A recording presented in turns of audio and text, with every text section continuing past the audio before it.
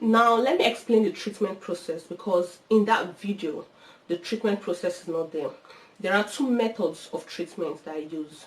After rolling these hairs, like you roll about 120 to 140 pieces at a time, you need to add a leave-in conditioner to hot water.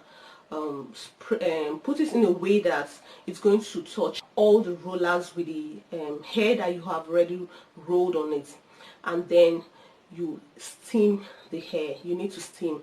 Now you're not steaming with so much water, you're steaming with like for 140 rollers you can steam with 3 cups of water, which is not going to be above the first roller at the base. All you just need is the heat to touch the other hairs.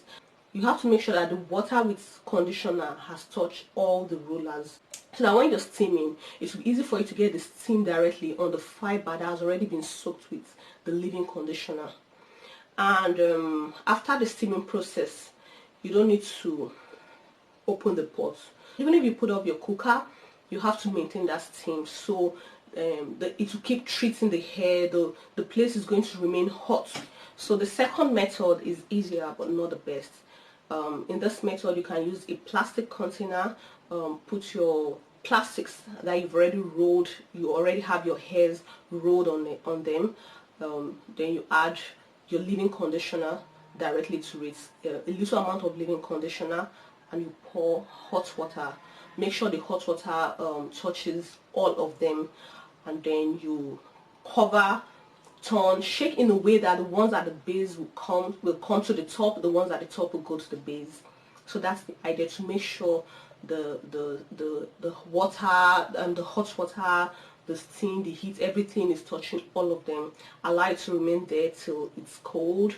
Then bring out your crochet, allow to dry before you unravel.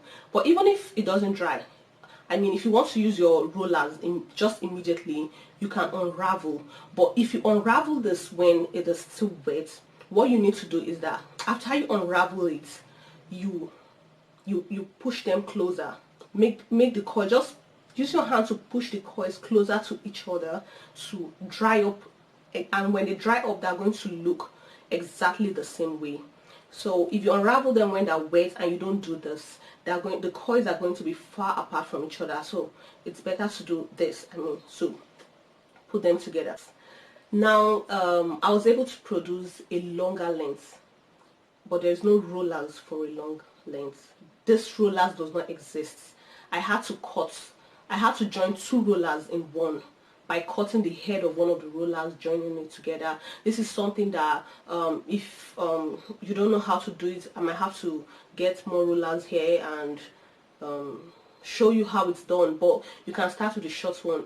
If you're making the long one, you will need more than 2 packs of the jumbo braid, but it's not the same price, you understand? So you're still going to make profit.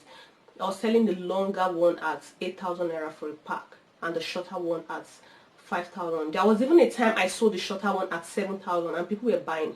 So I was selling this on my Facebook business page until I was able to rent a shop where I was selling my skincare products, human hairs, and I was also selling this. So for people that wanted to buy synthetic products, they were buying this crochet. I was selling it as a wig, and then for the skincare products, they were actually mine. I made them myself.